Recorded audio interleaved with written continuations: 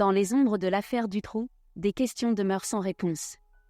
Basées sur des documents officiels, des témoignages d'experts et des documents inédits fournis par des sources multiples et vérifiées, ce documentaire vise à explorer ce qui n'a jamais été pleinement examiné. Marc Dutroux, souvent dépeint comme un monstre isolé, a-t-il agi seul, ou était-il le rouage d'une machinerie plus vaste, impliquant des réseaux non encore élucidés? Des enquêteurs ont été écartés, des pistes négligées. Aujourd'hui, nous vous exposons les investigations, là où elles ont été laissées, remettant en question ce qui a été trop hâtivement conclu, cherchant la vérité derrière des zones obscures. Quels secrets restent encore cachés derrière cette tragédie insondable? Ce documentaire est une quête de vérité, afin que les voix qui ont été étouffées puissent finalement être entendues.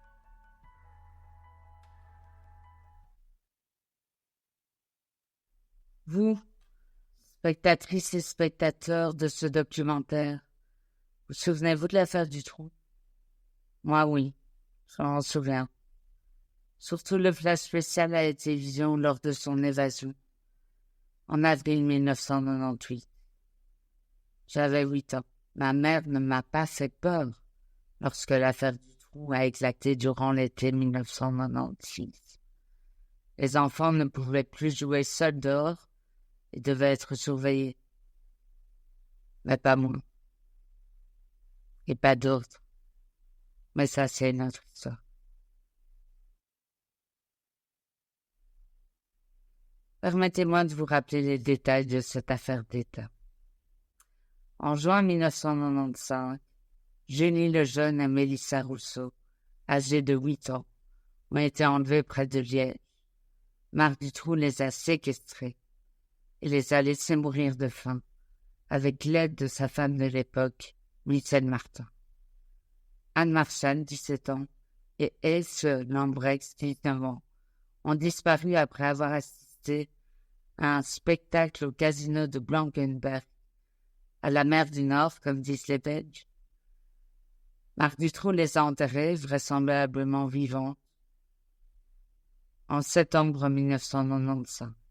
Le 28 mai 1996, Sabine Dardenne, 12 ans, a également été enlevée, ainsi que Laetitia Delay, 14 ans, le 9 août 1996. 6 jours plus tard, elles ont toutes deux été récupérées par la gendarmerie dans la cave de Dutroux à Marcinelle, dans la région de Charleroi, où elles survivaient dans 2 mètres carrés. Arrêté 2 jours après Dutroux, Michel Nioul est soupçonné d'être le commanditaire de l'enlèvement de Laetitia. Michel Nioul, l'homme d'affaires aux multiples condamnations pour faillite frauduleuse, se vantait d'organiser des soirées mondaines pour l'élite belge, mais niait toute implication dans un réseau pédophile. Tout se déroule très rapidement. À peine Marc Dutroux est-il arrêté en 1996 par le juge Jean-Marc Unroth, considéré comme un héros par la majorité des Belges, que celui-ci est dessaisi du dossier. La raison est un souper spaghetti organisé pour soutenir financièrement les familles des victimes dans leurs frais judiciaires en présence de ces dernières. Conrad pourrait-il être à la fois juge et partie? Impossible, s'indignent certaines personnes bien intentionnées au nom de la vérité. Conrad est renvoyé. La colère des Belges est immense. Même les pompiers arrosent le palais de justice en but de nettoyer la justice. Le 20 octobre 1996, une marée humaine déferle sur Bruxelles. Les citoyennes et les citoyens, saisis par la destitution du juge Conrad, perçoivent l'injustice comme une eau bouillante et brûlante de vérité cachée, menaçant d'éclabousser les plus hautes sphères du pouvoir. Enfin, après une enquête qui a pris beaucoup de temps, il faut attendre jusqu'en 2004 pour que Marc Dutroux soit condamné à la prison à perpétuité pour meurtre, viol sur mineur, séquestration, association de malfaiteurs et trafic de drogue. En 2012, j'ai contacté diverses personnes sur Internet qui mentionnaient le dossier BIST et le dossier des témoins X. Je n'avais aucune idée de ce à quoi il faisait référence. Ce n'est que bien plus tard que j'ai enfin compris que l'affaire Dutroux a 3 composantes. En premier lieu, le volet que je connaissais comme le reste du monde.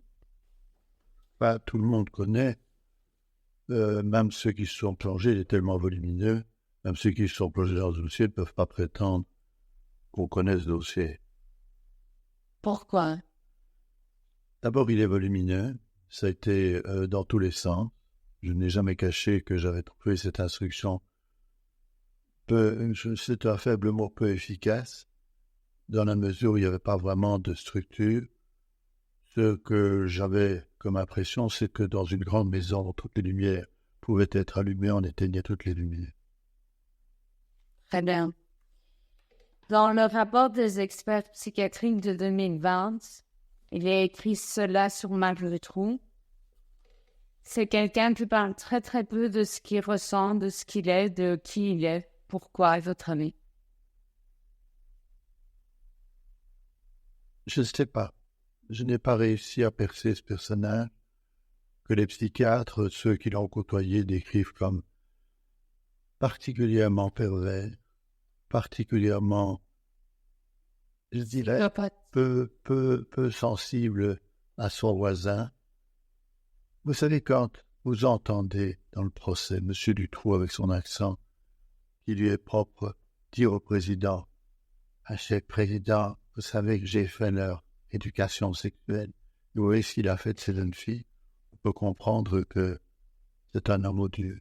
Je dis ça rarement sur une personne. » Non, dans le rapport des psychiatres, il se victimise, il dit qu'il est un sous-juif dans un camp de concentration. Je sais pas ce qu'il faut penser de ce genre de formule. Il se victimise.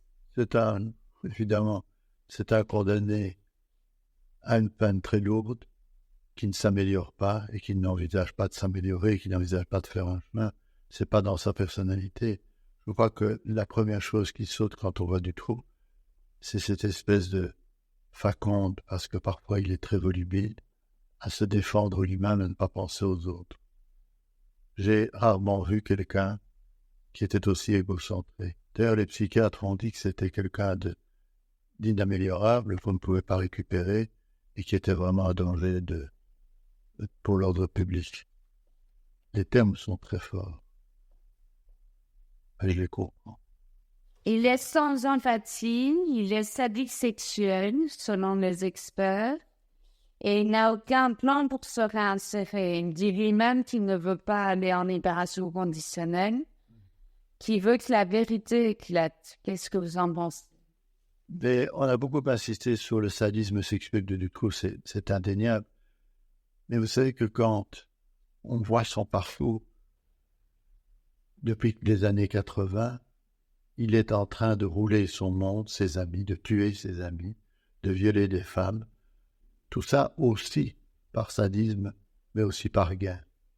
Quand il invitait des amis, on n'a pas assez dit, quand il invitait des amis, la fin du repas, il leur comptait 10 € pour les frites, 20 € pour la viande. C'est ça Dutroux. Il met ses amis dans des blocs de béton, pensez à Weinstein. Il met ses amis en contribution, il n'hésite pas à les donner.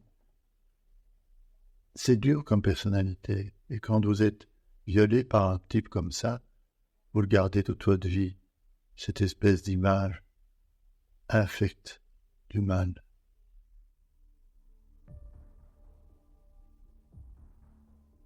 Pour Marc Dutroux, il a été condamné à la séquestration et à l'enlèvement d'Anne et Fieu, Julie et Mélissa, Sabine et Laetitia. Il a été condamné pour le meurtre de Weinstein, son ancien complice, de Julie et Mélissa, d'Anne et Fieu. Il a pris la réclusion à perpétuité. Il est mis à disposition du gouvernement pendant 10 ans. Donc, ça veut dire que s'il demande une libération conditionnelle, le gouvernement peut le laisser en prison encore 10 ans. Michel Martin a été condamné à 30 ans de prison. Elle a une circonstance aggravante parce qu'elle a laissé mourir les 2 gamines, Julie et Mélissa. Et il faut savoir qu'en juillet 2012, Michel Martin a obtenu une libération conditionnelle. Donc, à l'heure où on parle, ça fait 11 ans que Michel Martin est en libération conditionnelle. Quant à Michel Lelièvre, il a obtenu un verdict de 25 ans de prison. Et vers la fin de sa peine, en septembre 2019, il a été libéré de manière conditionnelle. Alors, elle a d'abord été chez des sœurs, chez des religieuses, et ensuite, elle a été vivre avec Christian Panier, qui est un ancien juge d'extrême gauche, et à l'heure où on parle, elle est juriste. Donc, ce qui amène beaucoup d'émoi dans la population belge, parce que les gens ne comprennent pas comment cette femme qui a fait tuer 2 gamines de faim, Julie et Mélissa sont mortes de faim, peut être en liberté et être juriste par ailleurs. 5 ans de prison. Il a été accusé d'être le chef d'une association de malfaiteurs, de trafic de drogue, de vol de voitures, de trafic de voitures, de trafic de documents d'identité ou trafic d'êtres humains. Il a été libéré en 2005 et il est mort en 2019. En 2 mots, c'est assez simple. J'ai été averti le lendemain matin. Laetitia a disparu vers 9h30, 10h du soir le vendredi 9 août. Et sa mère a averti la gendarmerie à l'époque de Bertry. Quelques paire d'heures plus tard, les recherches ont commencé et le capitaine Bollard, qui était le commandant du district à l'époque et qui a participé par après à la cellule d'enquête, m'a téléphoné à 9h du matin en me disant « Écoutez, j'ai une disparition inquiétante. » Rappelez-vous l'époque, on parlait beaucoup en Belgique de Julie Mélissa, disparue 15 mois plus tôt. On avait reparlé aussi beaucoup de la petite Sabine Dardenne disparue à l'autre bout de la Belgique, à Tournai. Il y avait des bruits qui couraient sur certains agissements suspects dans mon arrondissement, à partir notamment d'une camionnette blanche.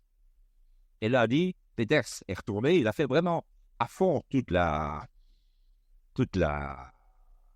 rue.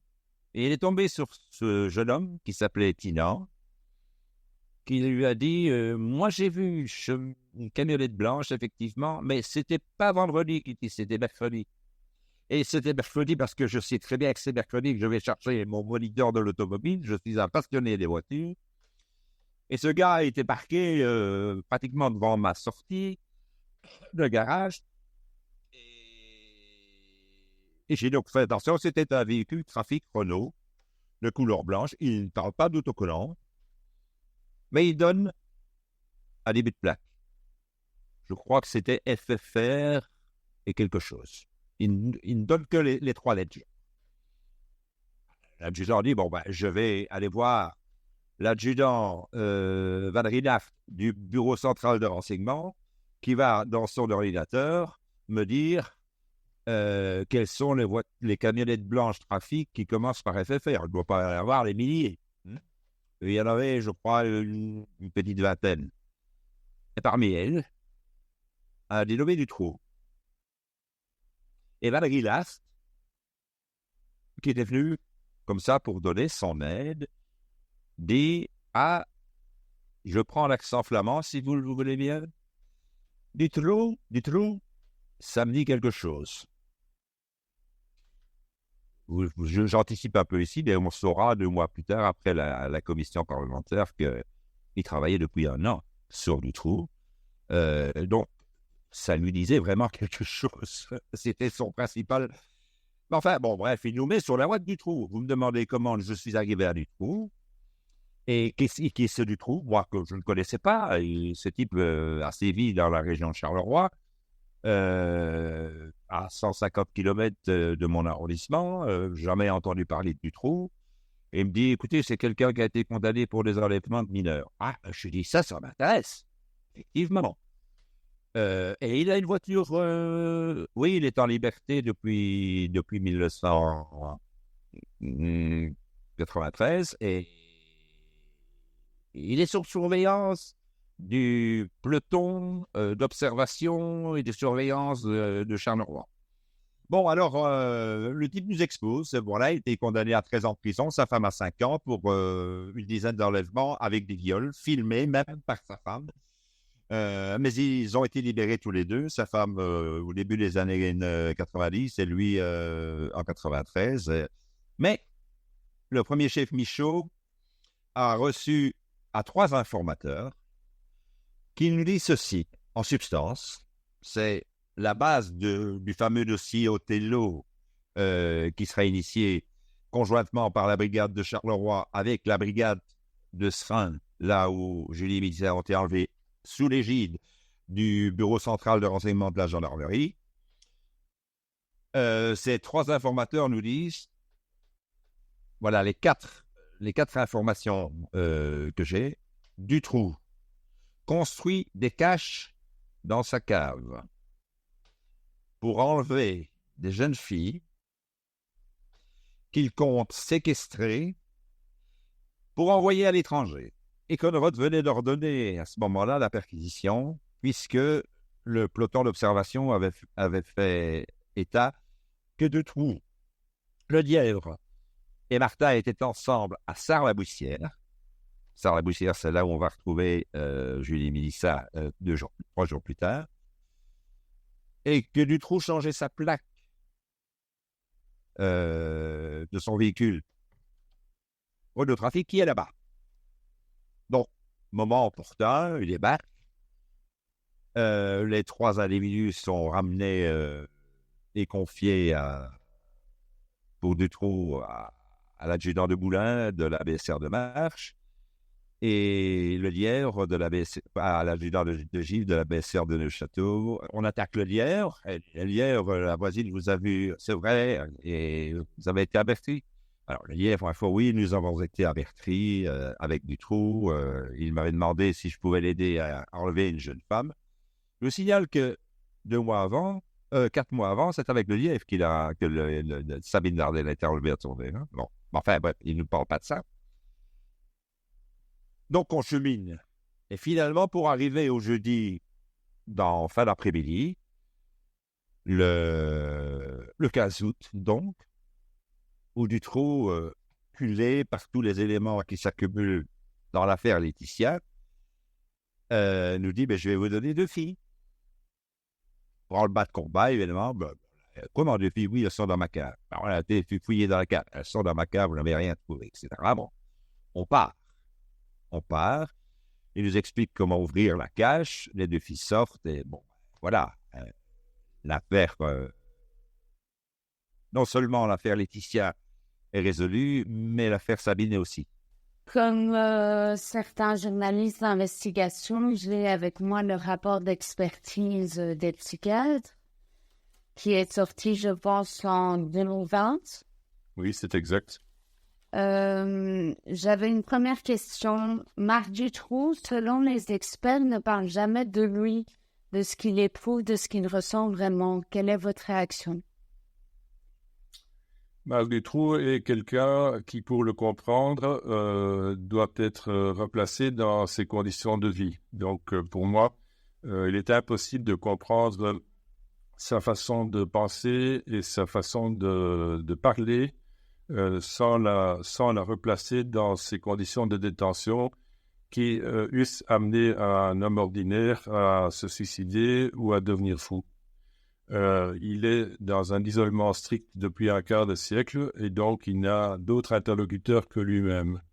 Et il tourne en rond avec ses propres idées sans avoir véritablement de contradicteurs. Donc, cette situation l'amène à rôter systématiquement dans la même ornière, si vous voulez, c'est-à-dire à tenir un discours qui est forcément extrêmement répétitif et qui, vulgairement dit, tourne sur lui-même. C'est tout à fait compréhensible et c'est aussi un phénomène tout à fait observable chez tous les criminels condamnés à de longues peines, c'est qu'il a une forte tendance à reconstruire l'histoire de telle façon à pouvoir survivre. C'est une question de survie. Et donc, je suis très étonné que les psychiatres auxquels j'ai adressé des remarques très élaborées fassent comme si on pouvait faire l'impasse sur ces conditions de détention qui l'amènent à être aujourd'hui aussi bien ce qu'il était avant d'être arrêté qu'un pur produit de ce que la prison provoque.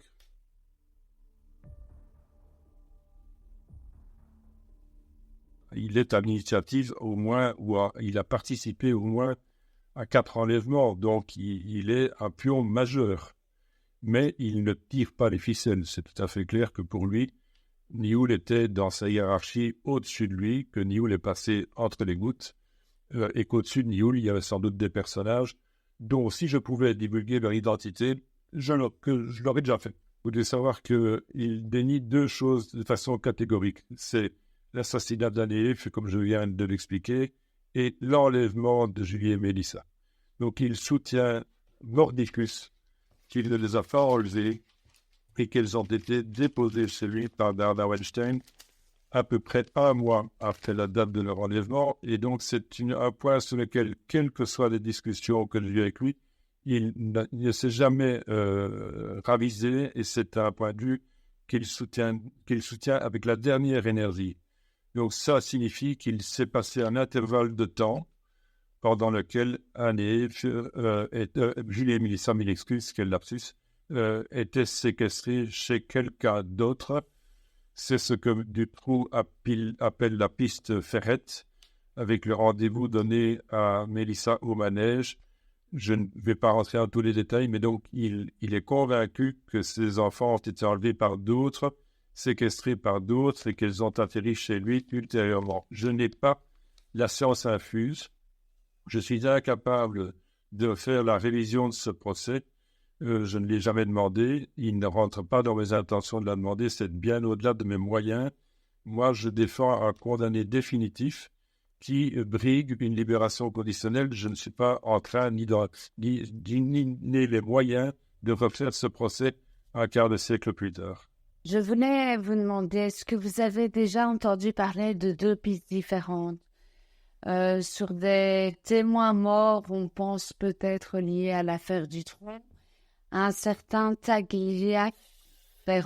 Alors, pour être tout à fait clair là-dessus, Marc Dutroux est en train de faire un tableau mettant en réseau toute une série d'assassinats dont il est convaincu qu'ils sont liés indirectement ou plus ou moins directement à son affaire. Et ces morts, qui sont des morts suspectes, il y en a plus d'une dizaine, n'ont jamais été élucidés.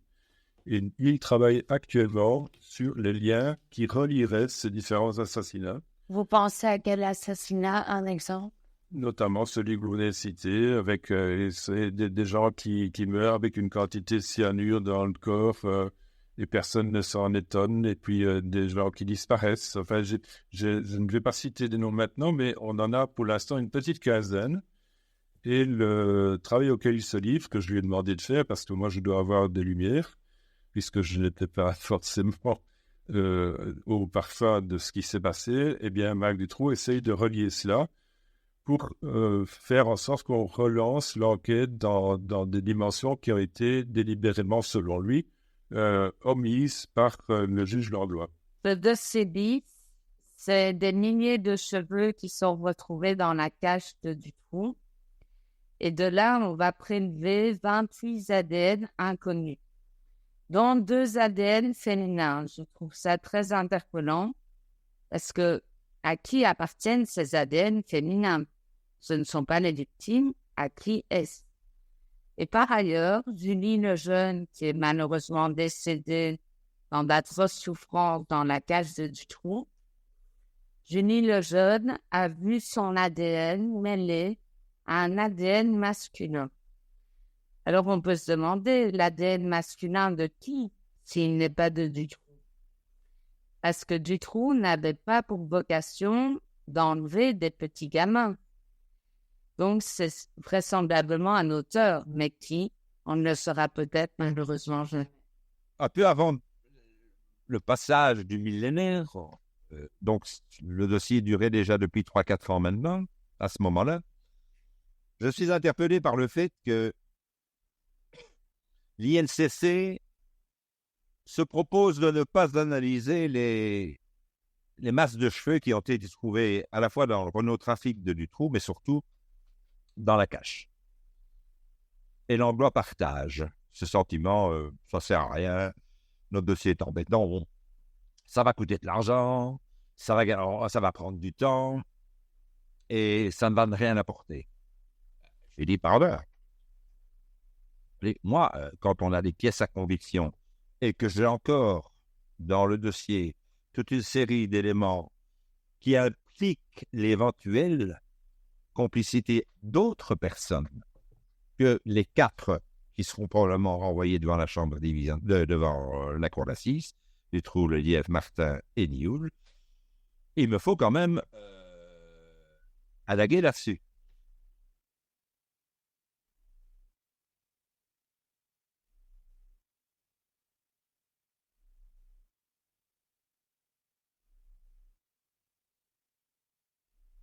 Dans le dossier BIS, il y a des éléments qui n'ont pas été examinés. Dans le dossier des X, on a fermé les dossiers. Alors, pour moi, qui est-ce qui dit que dans le dossier, dans toutes les personnes citées par X, ne va-t-on pas retrouver une empreinte qui pourrait ressortir dans le dossier BIS? Parce qu'il ne faut pas oublier le juge Langlois. Le 30 janvier 98-98, il y a une grande conférence de presse, tous les magistrats sont là, et ils disent, pour nous, X n'est pas crédible, il n'y a rien, on n'a rien su prouver. Et 31 jours plus tard, le 2 mars, le juge Langlois, j'ai l'apostille, j'ai le papier, il écrit du terme, avant de fermer le dossier X1, est-ce qu'on a bien vérifié, tous les axes d'enquête ont-ils bien été vérifiés? À part ça, 31 jours avant, on a dit aux gens, au public, rien. Le dossier BIS, il est trop vieux pour maintenant espérer avoir des lumières. Je dis que l'affaire des juristes est passée, le temps des juristes est passé, c'est le temps des historiens maintenant de voir exactement ce qui dans ce dossier a cloché, parce qu'on va vous opposer, et c'est assez juste, les faits remontent à plus de 25 ans, on va vous opposer la prescription, on va vous opposer que les preuves ont été éventées, que manifestement les gens qui s'en sont occupés n'étaient pas compétents ou bien voulaient diriger l'enquête. Vous savez, moi j'ai rencontré dans le dossier Dutroux des gendarmes très honnêtes, abattus par ce qui s'est passé, des gendarmes qui les témoignent. Dans l'affaire Dutroux, une scène troublante se déroule. Une femme identifie Julie et Mélissa, 2 fillettes activement recherchées à l'époque, en compagnie d'un adulte devant le bar dancing Le Carré Blanc à Charleroi. Peu après, elle se tourne pour chercher de l'aide, mais à son retour, les enfants ont disparu. Jean-Pierre Adam, ancien gendarme devenu commissaire de police, maintenant retraité, nous confie que cet endroit aurait pu abriter une cachette secrète. Absolument, c'est un gendarme d'envergure qui est venu me trouver à Neuchâtel pour m'expliquer ça et qui m'a donné l'identité de la personne qui a vu la cache avec ses enfants. Les enfants avaient fait tomber une paroi, il y avait vraiment une pièce secrète là, et il m'a fait tout un plan que j'ai toujours la copie du plan, hein, où on pouvait aller donc de la partie bar, quoi, hein, bar, ce n'est même pas un dancing, c'est un bar. On pouvait aller de là avec des escaliers, arriver directement à la cache en question. Tout était là. J'avais les témoignages de Madame Filet, j'avais le plan, l'audition de la personne et des enfants. Tout était là pour avoir un simple mandat de perquisition qui m'a été en finale refusé parce qu'on n'a pas voulu s'attaquer à la mafia de Charleroi et surtout, on n'a pas voulu ouvrir le dossier éventuellement sur des réseaux. Voilà, on a eu peur de ça. Et par crainte d'ouvrir ça sur des réseaux, on a refusé le mandat de perquisition. Mais, comme je revenais à charge pour avoir ce mandat de perquisition malgré le refus, on a monté un dossier contre moi de fond en écriture pour me retirer ce volet d'enquête-là. Voilà comment on a procédé. C'est un peu ce qu'on a fait à Bill et de Batz, hein. Somme toute, un peu la même chose, hein, dans le cadre du même dossier. Hein. Est-ce que, vous m'arrêtez si je me trompe, mais les enfants jouaient, il y avait une paroi sous les combles qui est tombée, Oui, ils ont trouvé une cache avec des barreaux barreau aux fenêtres, oui. aux fenêtres, un matelas ou plusieurs matelas, Il y avait 2 matelas, il y avait et des Kleenex ensanglantés. des Kleenex ensemble, effectivement, oui. Mais c'était manifestement, d'après ce qu'ils m'ont dit dans les auditions, c'était un endroit où on avait caché quelqu'un. C'est une pièce secrète, quoi. Oui, Mazzara, c'était un copain du tout. Mazzara, il avait un autre copain, Marcel Marchal, qui tenait l'hôtel Brasil à Blankenberg. Donc c'est là, Blankenberg, où Anne et Chiou étaient enlevés. Marcel Marchal, douteux, archi douteux, il a trempé dans le proxénétisme. Il a été arrêté. Il y a eu un dossier à Bruges contre lui. Il avait épousé une Brésilienne. Il est allé au Brésil et il avait organisé un trafic de filles entre le Brésil et justement la Belgique, un trafic pour prostitution. C'est pour ça qu'il a été arrêté. Et assez vite après l'affaire du trou, donc on a retrouvé des liens parfaitement établis par la téléphonie entre Dutroux et l'hôtel Brasil.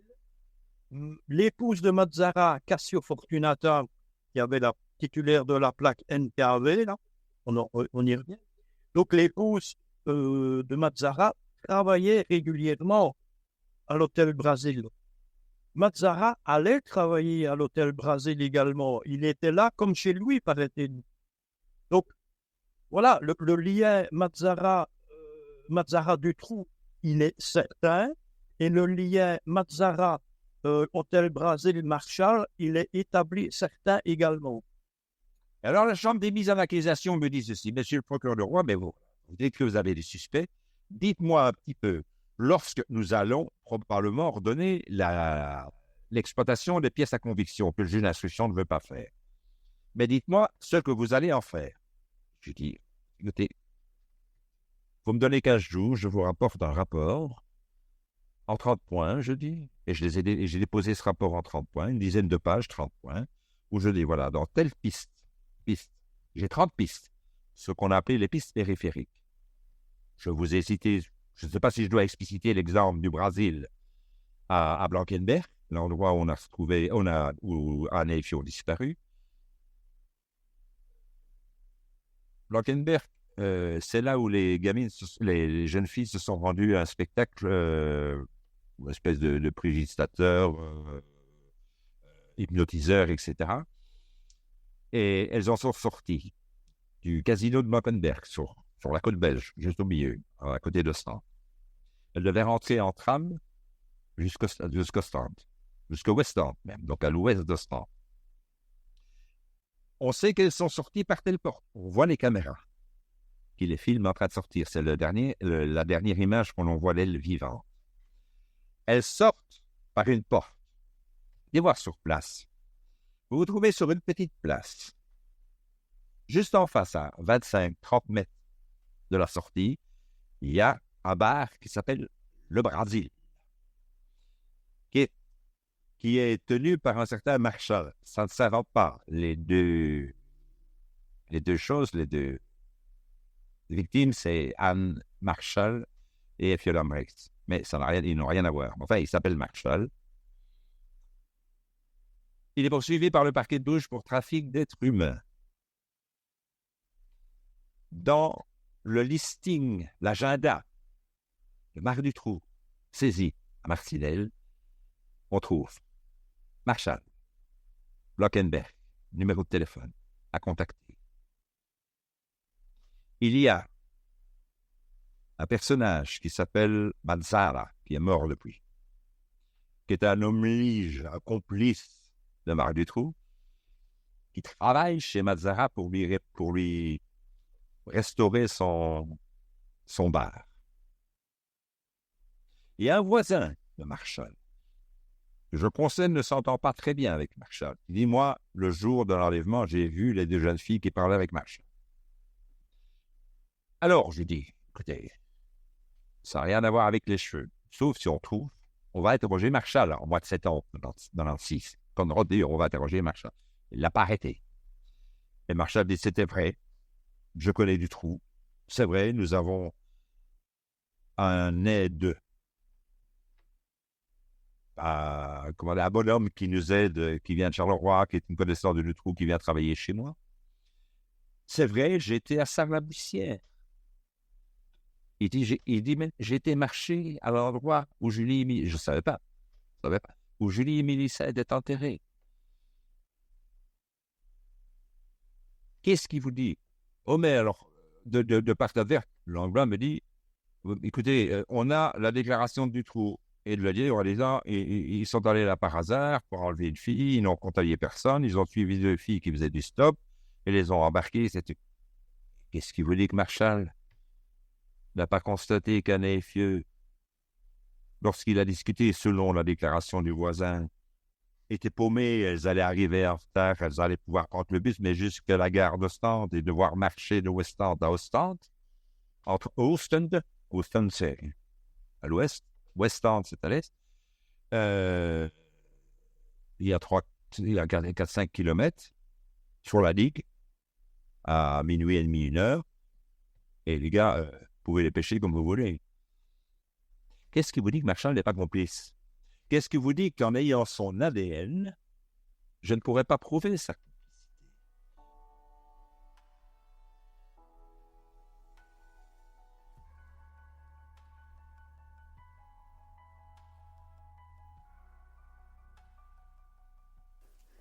Hi.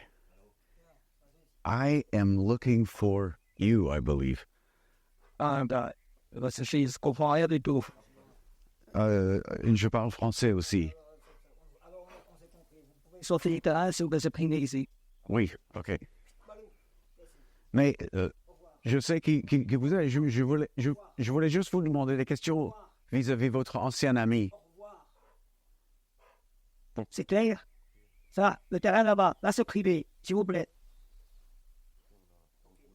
On voulait juste, on est venu ici de loin pour vous demander quelques questions et c'est pas pour vous inculper ni quoi que ce soit, monsieur. Pour vous donner l'occasion de donner votre parole, votre version, monsieur. Non? Je veux pas vous embêter vraiment. Oui, vous pouvez. Mais pourquoi? Pourquoi? C'est que vous êtes sur un terrain privé ici. Vous dites c'est privé. Oui, mais pourquoi est-ce que vous voulez pas parler? Privé ici, j'ai rien à foutre. Je peux ne pas parler avec vous. Sortez de mon terrain. Vous êtes chez moi ici. Au revoir.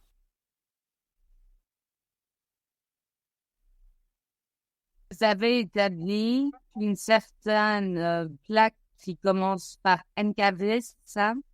C'est ça. Établi, c'est sur un témoignage d'un médecin de la région liégeoise. Du jour de l'enlèvement de Julie et Mélissa, il a vu un agissement suspect, une camionnette blanche avec une petite voiture rouge dont la plaque commençait par NKV. Il a fait un croquis, il a tapé sa lettre à la machine, il l'a envoyé à la gendarmerie de Graz-Sologne, la mini-cellule sur l'enlèvement de Julie et Mélissa. Et là, on n'a rien fait avec ce témoignage-là. On a mis sans intérêt apparent, je crois, c'est ça. Alors que c'était très important, justement. Si on avait fait le lien entre ce témoignage-là et le dossier Othello, eh bien, la solution, elle était là. Le lien. Et je résume pour les internautes, le dossier Othello, c'était un rapport confidentiel de la gendarmerie de Charleroi pour faire des surveillances de Dutroux. C'est ça. Selon vous, il y a une guerre entre les gendarmes, la gendarmerie de Liège et de Charleroi. Vous m'arrêtez? Oui, je pense que oui, parce que il n'y a pas eu d'échange d'informations qui aurait dû se passer. S'il y avait eu cet échange d'informations, on aurait probablement identifié Dutroux beaucoup plus tôt concernant la séquestration de Julie et Mélissa. Voilà, ça c'est mon avis personnel. Est-ce que, si je résume les deux dernières pistes que je vais aborder avec vous. Donc, Julie et Mélissa sont près d'un grillage, sur un bord de route qui donne sur une autoroute. Elles sont au-dessus, elles sont sur le pont, elles font des signes aux voitures, parce qu'ils montent. Elles font des signes aux voitures qui battent. Mhm. Et alors, c'est très facile de les enlever car il y a un petit talus. Voilà, exactement. Ils s'arrêtent. La voiture donc des auteurs s'arrête directement après le pont, bord des pneus crevés. Ils escaladent le talus et ils attendent que les gamines repassent, tout simplement. Et alors, quelle drogue ils utilisent pour les kidnapper? C'était du chloroforme. Oui. Donc là, elles respirent 2-3 fois seules et en avant. Oui.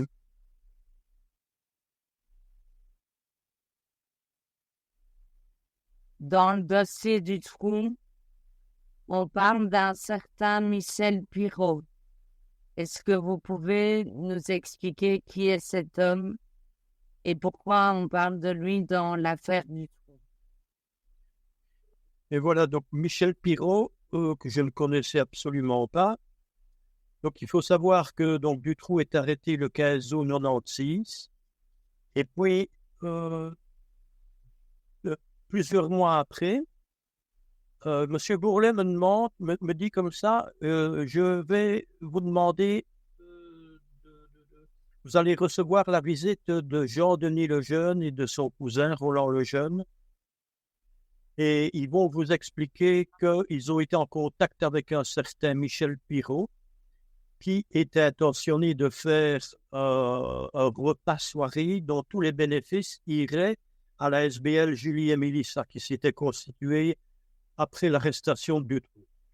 Bon, effectivement, les dates, je ne saurais plus dire, donc je reçois un jour donc Jean-Denis et son cousin Roland, qui viennent m'expliquer qu'ils avaient été contactés très vite après l'arrestation de Dutroux par un restaurateur de Charleroi, un certain Michel Pirot, qui voulait organiser, comme je vous ai dit, donc une soirée dont tous les bénéfices iraient à la SBL Julie et Mélissa. Donc il y a eu plusieurs communications téléphoniques qui se sont succédées et lors de la dernière communication, donc c'était fin novembre, début décembre 96, lors de la dernière communication, quand tout était plus ou moins réglé pour le repas, Pirot leur a dit comme ça, ben voilà, maintenant que tout est fixé, je vous annonce que ce jour-là, je ferai publiquement des révélations sur l'affaire Dutroux. Il n'a rien voulu en dire d'autre. Bon, ils sont restés un petit peu sur leur faim, les jeunes, mais quelques jours après, ils regardent la télévision, les informations, et qu'est-ce qu'ils voient? Un restaurateur de Charleroi est abattu sur le parking de l'Eutre. Donc, ils font le rapprochement en se disant, mais c'est certainement, ça doit être lui, c'est celui qui nous a contactés. Et ils se renseignent un petit peu, effectivement, donc c'est bien lui, et c'est pour ça qu'ils sont venus me faire la déclaration en question. Je me renseigne sur le meurtre. Donc, c'est la police judiciaire de Charleroi qui est chargée du meurtre. Et je demande à aller prendre connaissance de ce dossier meurtre auprès du juge d'instruction, M. Saué. Donc, j'y vais un beau jour, je vais lire un petit peu tout le dossier, et je m'aperçois qu'il y a plus d'une dizaine de témoignages de personnes qui ont entendu Michel Pirot déclarer qu'il allait faire des révélations dans l'affaire Dutroux. Et on a même qui précise que si on l'a abattu, c'est parce qu'il allait faire des révélations. Même des membres de la famille Pirot disent ça. Bon, je prends les identités de toutes ces personnes-là et je demande à aller les réentendre. Ça prend du temps, donc ça, hein, il faut... Effectivement, plus de 10 personnes me disent, oui, effectivement, il avait annoncé qu'il allait faire des révélations. Mais quoi? On n'en sait rien. Et il y en a plus d'un qui m'ont dit, Pirot n'était pas l'homme à balancer certaines choses et de ne pas aller au bout. Comment la police a-t-elle suivi la piste de Véronique Laurent et ses aveux tardifs sur le meurtre de Michel Pirot? Comment? Je vais essayer de vous résumer ça. Donc, à partir du moment où je suis allé entendre tous ces témoins qui avaient entendu Pirot dire qu'il allait faire des révélations, bon, ça prend des mois. Et puis, un beau jour, j'apprends qu'il y a 2 suspects qui sont arrêtés en France pour le meurtre de Pirot. Ces 2 suspects-là, je vais citer les noms, c'est un certain Thierry Slimane et Patrick Verdun. Donc, arrêtés par le parquet de Charleville dans le cadre du meurtre de Pirot. Il y a eu des gens qui auraient parlé en France, qui auraient désigné ces auteurs-là. Et simultanément, la veuve, donc Véronique Laurent, est arrêtée en Belgique. Donc, ce serait elle qui aurait commandité le meurtre de son mari. Le motif, là, il faut demander ça à la police judiciaire de Charleroi. Mais je n'y crois pas. Je n'y crois pas. Parce que j'ai demandé à aller entendre Véronique Laurent. Je suis allé l'auditionner à la prison de Mons. Elle était arrêtée dans le cadre du meurtre de son mari. Et là, j'ai bien compris que elle l'avait, si vous voulez, elle l'avait demandé à son beau-frère Verdun, Patrick Verdun, de corriger une bonne fois Michel Pirot, qui voulait vendre un établissement et Véronique Laurent n'était pas d'accord. Et alors, elle l'avait chargé, Verdun, de venir le corriger avec son copain, Verdun. Mais, d'après ce qu'elle m'a dit, jamais je n'ai demandé à ce qu'ils viennent le tuer. Ben, c'est ce qui a été fait. Quels liens ont été établis entre Michel Pirot et les autres accusés de l'affaire Dutroux, comme Dutroux lui-même, Nioul et consorts? Est-ce qu'ils connaissaient Nioul, par exemple? En fait, il semblerait que oui. Parce que Véronique Laurent et d'autres personnes ont déclaré, pas à moi donc, hein, que Nioul fréquentait les bars de Pirot à Nanine. Oui. Donc, il semblerait que Nioul, notamment, allait dans les bars de Pirot. Oui. Voilà, mais ce n'est pas moi qui ai acté ces choses-là. Hein, donc, j'ai lu ça dans des procès-verbaux. Hein. Donc, il semblerait que oui, il y avait un lien. Voilà comment ça s'est passé, le meurtre de Pirot. Donc, c'était au milieu de la nuit, quoi, hein, vers le 4 ou 5 décembre 96. Donc, ils partent avec leur camionnette, donc Véronique Laurent et Pirot prennent la direction de Bruxelles. Véronique Laurent est au volant de la camionnette. Arrivée à Lutre, sur le parking, elle s'arrête. Et elle dit à son mari, je dois aller faire j'ai un besoin urgent. Elle va dans les buissons, elle arrête le véhicule, elle va dans les buissons. Et pendant ce temps-là, Pirot, qui était passager, se met au volant en disant, il lui avait dit, c'est moi qui prends le volant pour aller jusqu'à Bruxelles. À peine installé au volant, une voiture est arrivée à hauteur de la camionnette. Un gars est descendu et il lui a tiré 2 coups de chevrotine dans la tête. Il n'y a aucune preuve matérielle, du coup? Non, absolument pas. Donc, voilà, le véhicule a disparu et voilà. L'enquête, elle l'a piétiné pendant pratiquement 1 an avant qu'on apprenne qu'il y a 2 suspects arrêtés là en France parce qu'il y a une 3e personne qui avait parlé dans un bar à Charleville et en disant qu'il savait qui étaient les auteurs du meurtre d'un restaurateur de Charleroi. Ça est revenu aux oreilles de la SRPJ de Reims, je crois, et puis l'affaire s'en est tout. Ils ont pris contact avec Charleroi, et voilà comment l'enquête a réellement démarré. Mais je vous dis, après un an. Hein.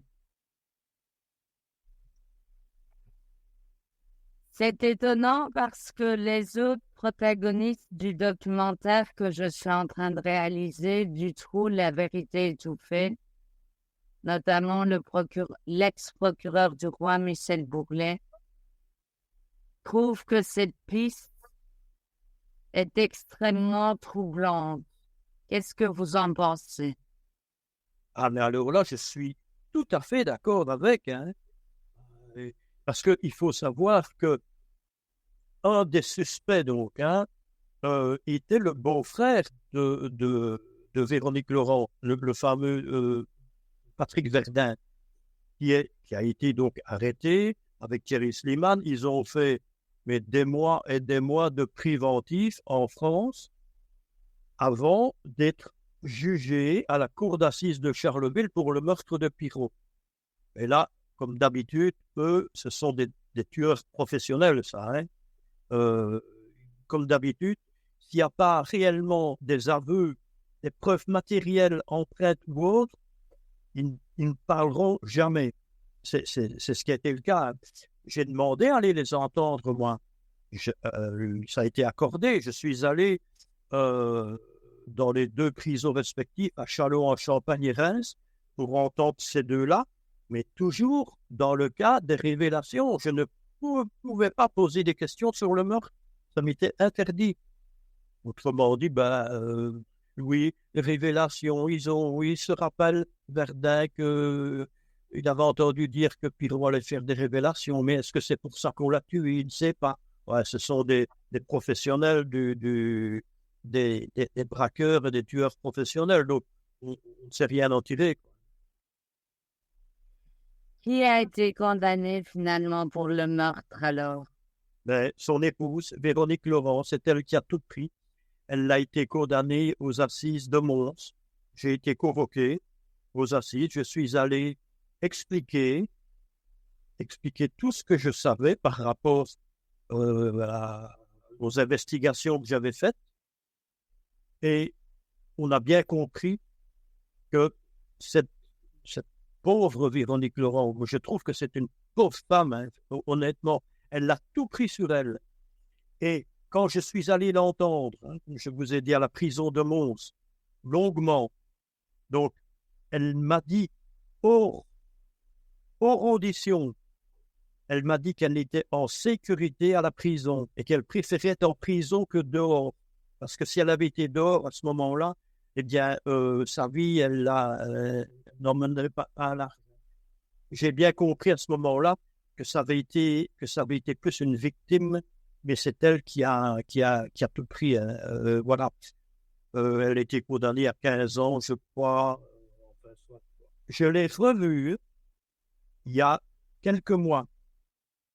J'avais cherché son adresse et elle habite dans un endroit incroyable, à Buvrines, dans une ferme abandonnée.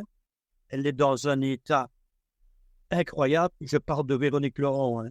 Lamentable, c'est un cadavre ambulant.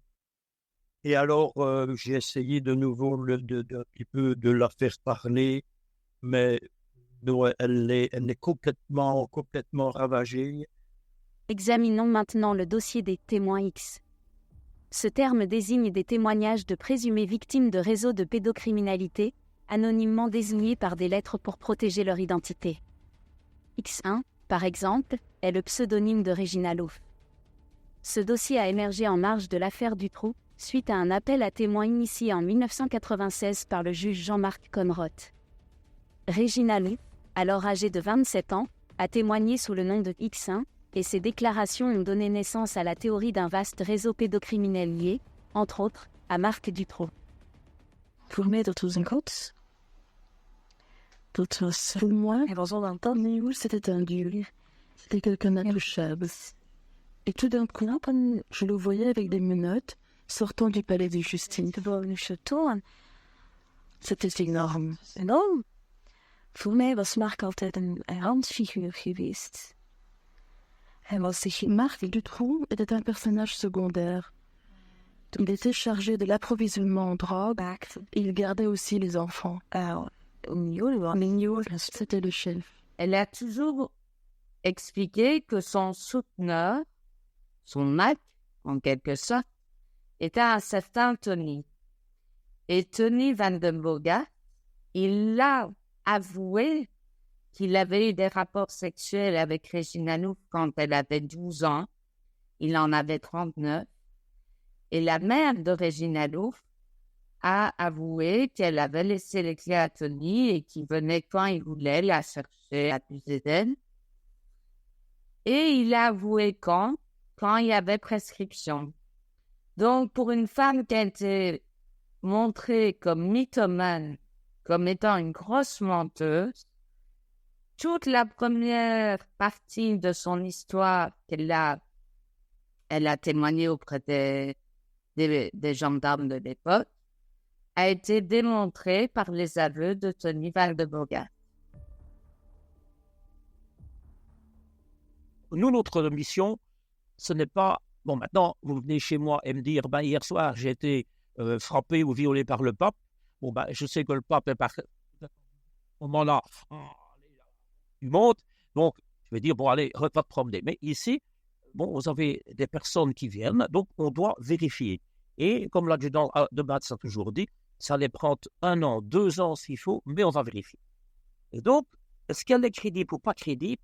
Maintenant, je vais prendre un exemple. Vous avez, je ne sais pas quel âge, et je vais vous dire, faites-moi un peu la liste des gens qui étaient à votre communion quand vous aviez 12 ans. Et vous allez ou à votre mariage, et vous allez me faire la liste. Et puis je vais vous dire, ta tante Germaine, on avait le bras cassé, elle est à l'hôpital. Est-ce que pour ça, vous n'êtes pas crédible? Si maintenant, vous avez 50 ans et je vous dis, tiens, à 18 ans, tu as volé une Opel Kadett. Et vous allez me dire tout de suite, parce que c'est la seule voiture que vous avez volée dans votre vie, vous allez me dire, oui, une bleue, une avec 4. Vous allez me donner le détail. Et si vous en avez volé 500 et que je vous pose la question, vous allez me dire quoi? Oui, laquelle? La bleue, la rouge, la verte, la 2 portes, la 4 portes. Donc, c'est la même chose avec Regina Louf. Elle a tellement vécu de choses que il faut reconstituer tout ça. Dans le dossier du trou, il faut des éléments concrets. Et je veux bien admettre que dans les déclarations des victimes que j'ai reçues et pour lesquelles vous pouvez les interroger, j'ai demandé que tout soit mis à leur disposition pour qu'elles donnent des psychiatres qui les expertisent, etc., des enquêteurs qui soient audibles, qui les traitent correctement et qui traitent correctement leur dossier. Vous pouvez leur demander, ça a été mis à leur disposition. Elles ont fait des déclarations mettant en cause effectivement des personnes. Et moi, je n'ai pas traité ce dossier-là. Il y avait 2 dossiers concrets. Il y avait le meurtre en 84 de la Christine Vanessa la Champignonnière et il y avait le meurtre en 83 de la petite Karine Delart-Tagan qui était énorme, pour lequel le père avait été arrêté pendant, je crois, 2 ou 3 ans. Et quand X1 a fait ses déclarations, elle a dit, écoutez, moi j'étais copine avec Karine et on était dans le réseau de pédophilie. J'ai assisté et j'ai même participé à sa mort et à son accouchement. On a retrouvé la gamine 3 ans plus tard dans un puits par hasard parce qu'on faisait des travaux avec du matériel gynécologique qui donnait à penser qu'elle avait un santé. Elle met en accusation le père de la gamine. Et pourquoi est-ce que le père a été, avant la fermeture, pourquoi est-ce que le père a été 3 ans en détention préventive et que maintenant on ne l'enquête plus alors que la X1 fait des déclarations ne sont pas dénuées de sens. D'autant plus que allez écouter un autre exemple. Lorsque, en janvier 97, quand ces filles moi j'étais plus saisi des dossiers, hein, j'avais le meurtre de la Champignonnière a été remis à Bruxelles, mon collègue de Bruxelles l'a instruit, il y a eu l'instruction qui est saisie depuis 1995, je n'ai pas traité le dossier, je transmets les éléments que j'ai à la disposition de mon collègue de Bruxelles. La même chose avec mon collègue de Gand, j'ai des déclarations dans le dossier de l'art, je dis, c'est pour vous, j'ai ouvert le dossier chez moi, mais bon, c'est chez vous que ça doit être traité, il traite le dossier. On a finalement, on me dit, en janvier 97, donc c'est très tôt au début, bien avant les dysfonctionnements dans ces dossiers connexes, les bagarres entre gendarmes, on me dit, écoutez, la gamine, la jeune fille, elle dit qu'il y a des enfants à elle, qu'elle a accouché de des relations qu'elle a eues avec ses violeurs, et les enfants qui sont enterrés dans le jardin de sa grand-mère à Knokke-le-Zout. Et je dis, allons voir.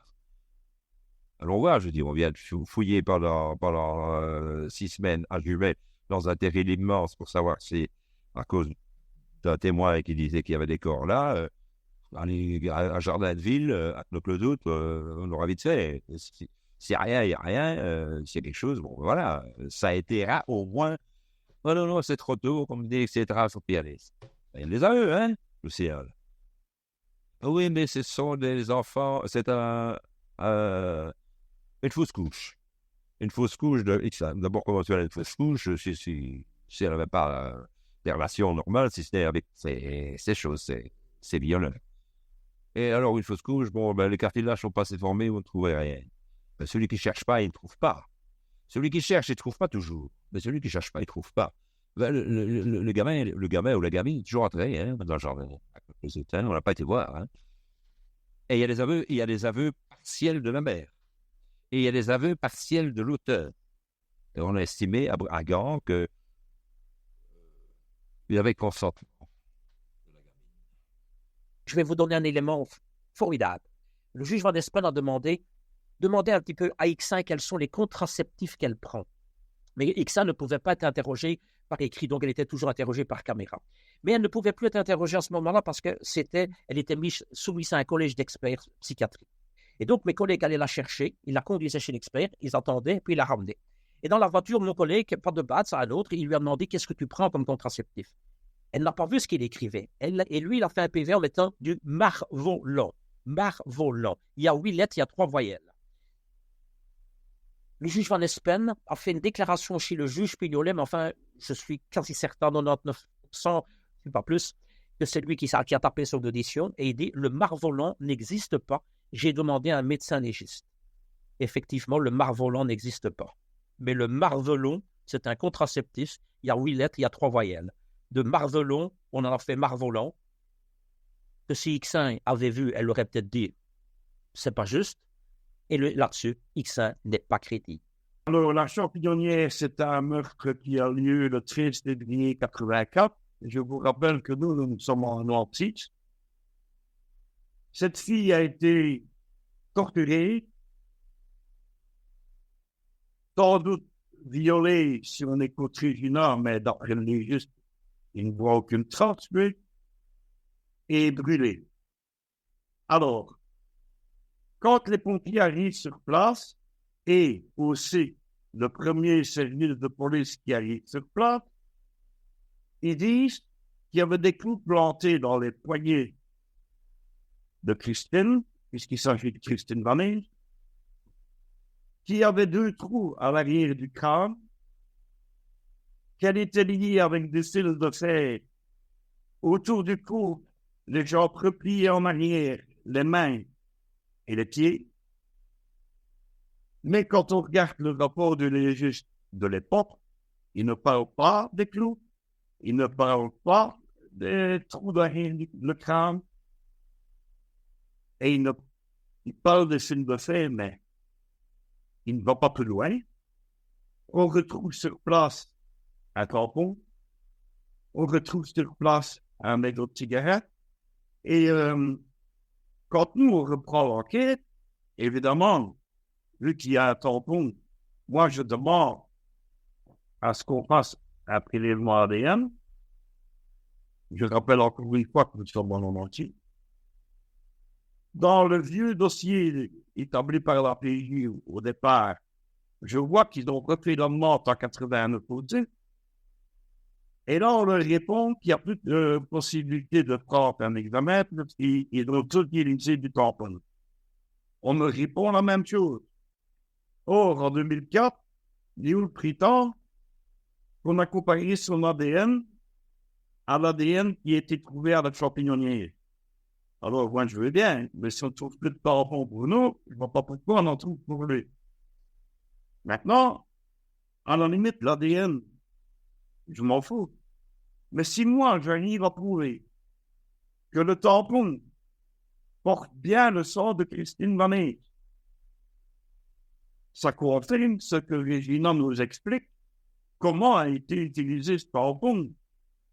Parce que c'est quand même la seule qui nous explique que le tampon a été utilisé pour essuyer le sang qui coule sur le visage de Christine.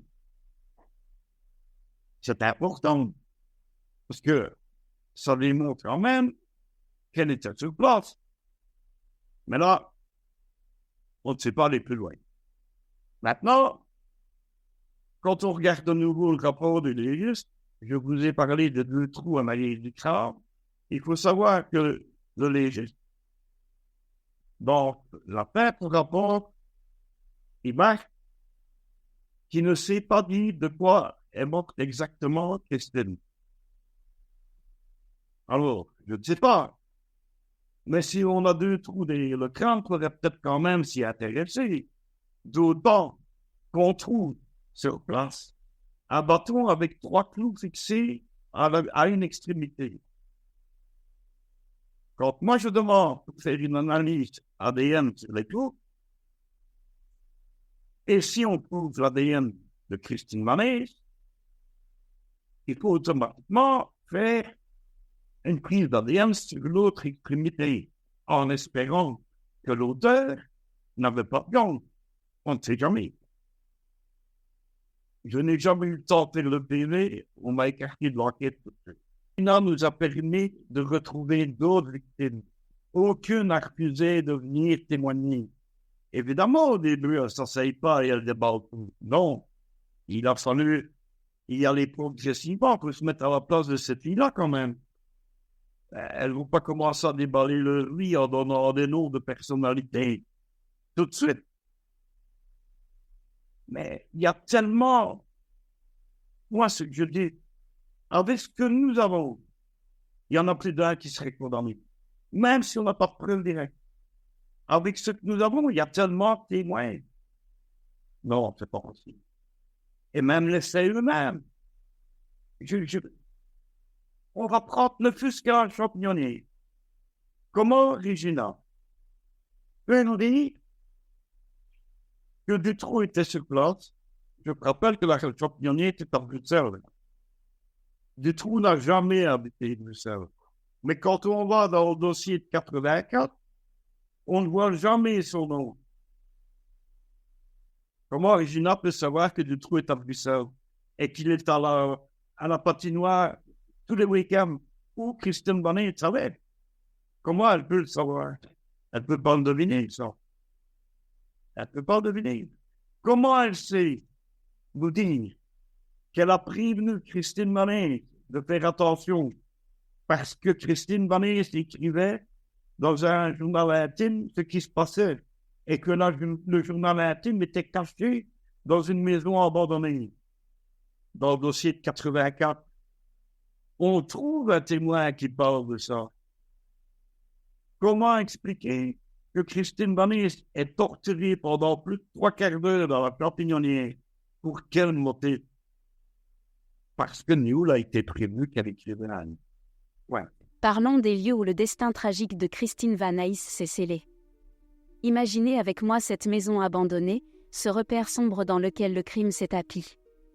X1, qui avait seulement 15 ans au moment du meurtre, nous transporte dans ses souvenirs décrivant avec une précision déconcertante la Champignonnière à Bruxelles, bien loin de son domicile à Gand.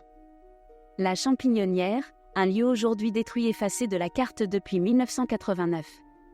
Les témoignages s'entremêlent, comme celui du fils de l'ancien propriétaire, évoquant des détails qui se révèlent troublants de véracité, des aises pour pendre la viande, des barres de fer maintenant les bacs à champignons, une grille d'aération au sol, des tables abandonnées.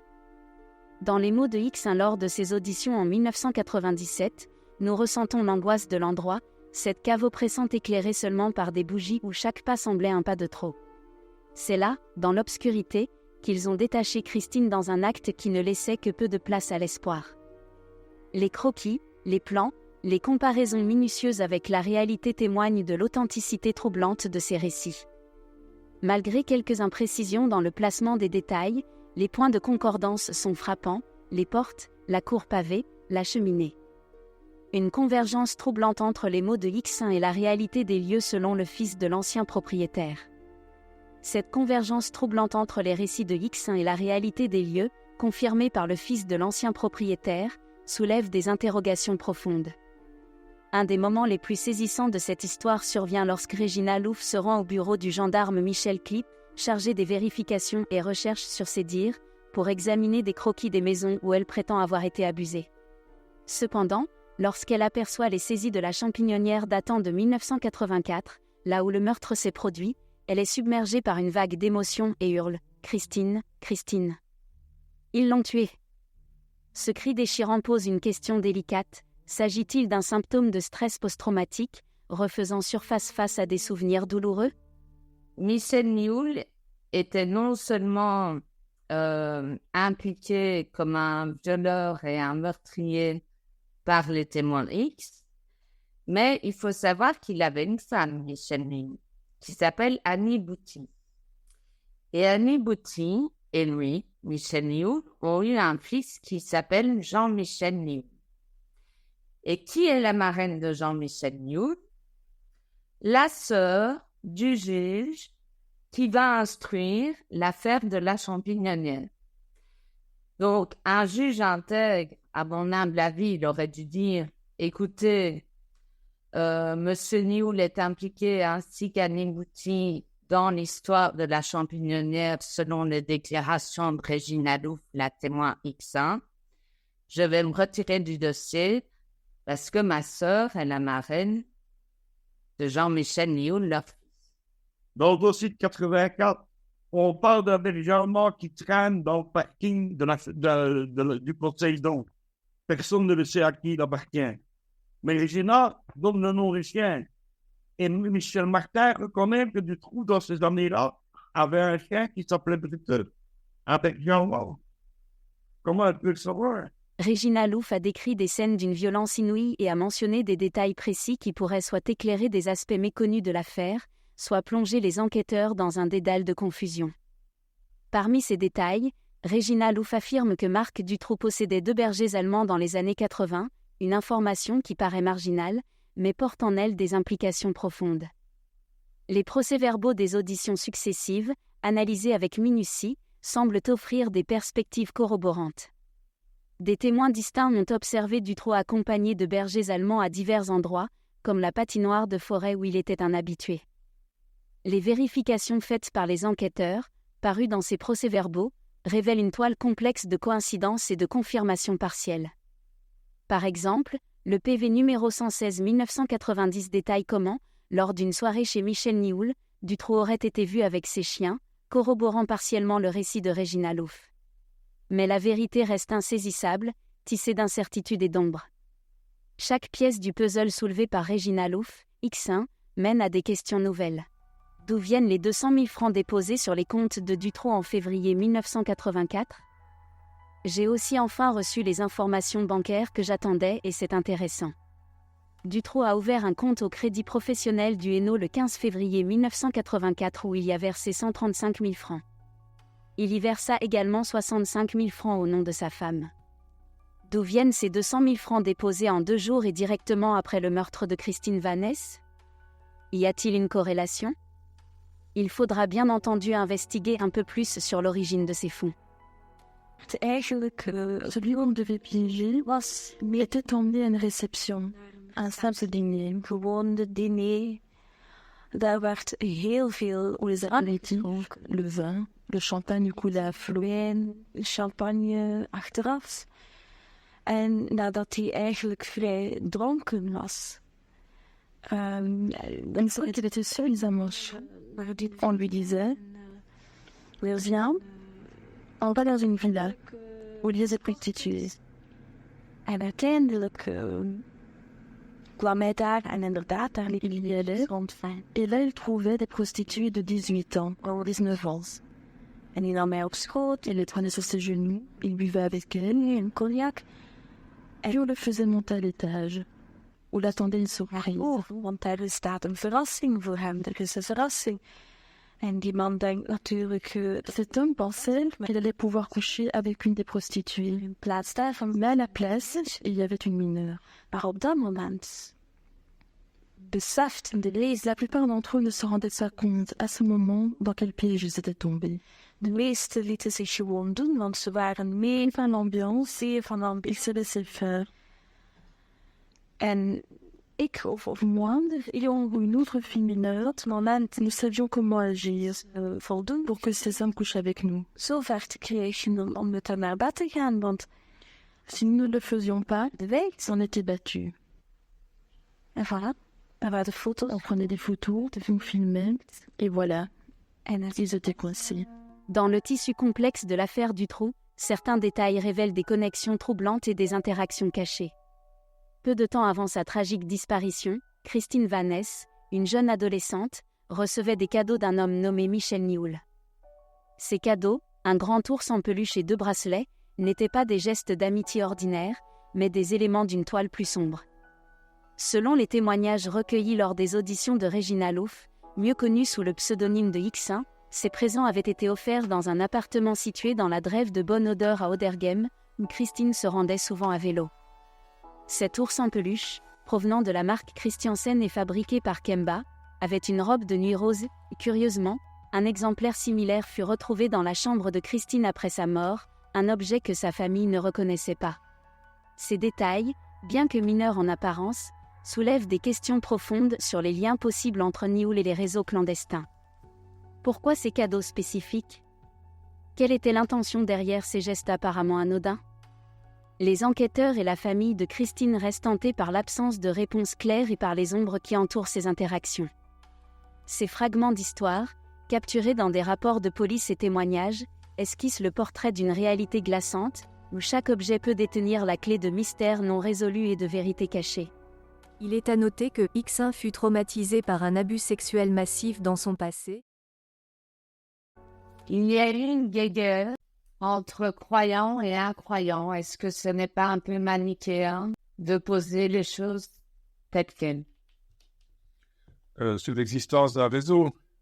Maître Manier, après le procès, a publié un livre qui s'appelait, dont le titre était Sauf erreur du trou prédateur isolé, par interrogation. Ce livre, fort bien fait, très explicite, reprend toute une série d'éléments d'enquête et démontre qu'une série de pistes ont été délibérément laissées sous le boisseau. Donc ce livre, je l'ai lu évidemment avec la plus grande attention et il m'a effectivement convaincu de ce que me dit M. Dutroux, à savoir que lorsque l'instruction a été reprise sous la houlette de M. Langlois, on s'est effectivement focalisé uniquement sur lui, comme s'il était le deus ex machina de ce dossier, ce qu'il conteste éperdument. Donc lui considère qu'il est un peu tombé dans ce dossier par un méchant hasard parce que Julie et Mélissa ont été amenés chez lui, sans qu'il en soit à l'initiative, et que par la suite, il a été embrigadé par M. Nioul pour ce qui concerne sa participation aux enlèvements de Anéf et puis de, bien entendu, Sabine et Laetitia. Ce qui n'énerve pas, je me répète, ce qui n'énerve pas sa propre responsabilité qui est accablante. Bien entendu, ceci est une incise, mais ça vaut la peine de le redire.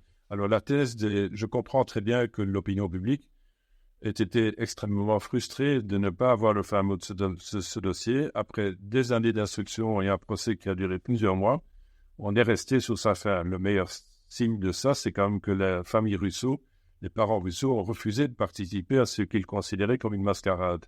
Nous sommes d'accord là-dessus. Le procès et l'instruction n'ont pas du tout été au fond des choses. Et donc, j'essaye, avec mes modestes moyens, de voir si, parce que malgré tout, le rapport des avocats à la vérité est compliqué, si je ne peux pas mettre ma petite pierre à l'édifice en contribuant à rétablir la vérité sur certains pans de ce dossier.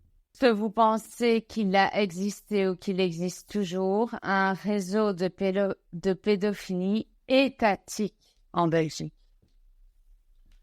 Alors ça, c'est, pour ne rien cacher, c'est la conviction de Marc Dutroux.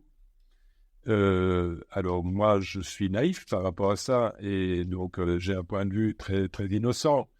Donc, je demande à voir. Donc, ça fait plusieurs années que je fais avec lui un travail lent, minutieux, consistant à recoller les pièces du puzzle. Ce qui complique la donne, c'est qu'il n'a plus accès à son dossier. Il a une mémoire éléphantesque. Donc, il a parfaitement souvenu toute une série de choses.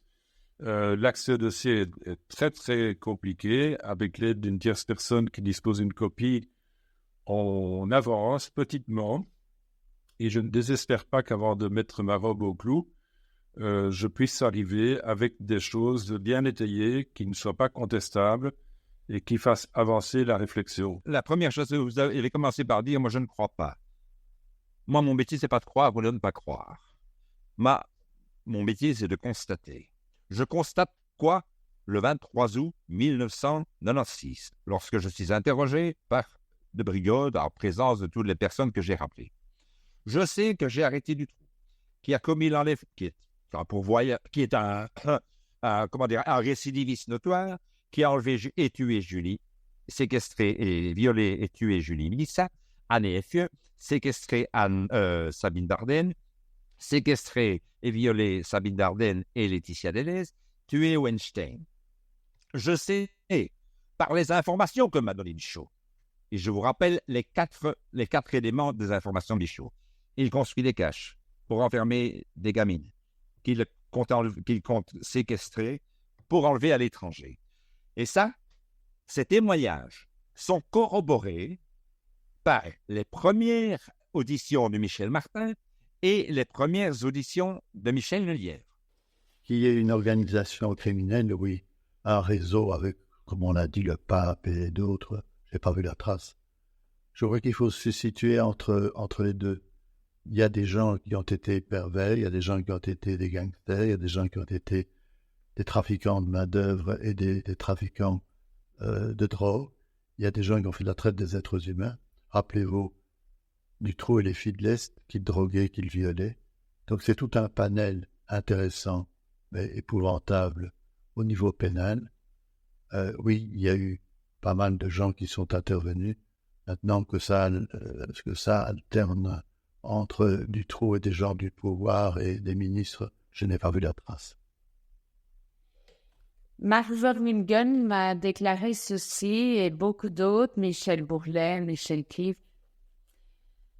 Il faut être aveugle et stupide pour ne pas voir que la Belgique est une plaque tournante de la pédophilie et qu'il y a des réseaux pédocriminels. Il y en a certainement. Mais de là à voir que ce sont des réseaux, comme je dis, qui mettent en scène des ministres, le pape et Dieu sait qui, je n'ai pas la preuve. Alors avant d'affirmer les choses, je voudrais dire simplement, il y a des pistes qui n'ont pas été explorées volontairement. Voyez pourquoi. Est-ce que vous avez un mot à ajouter, maître? Le sentiment d'échec disparaît quand je vois Laetitia.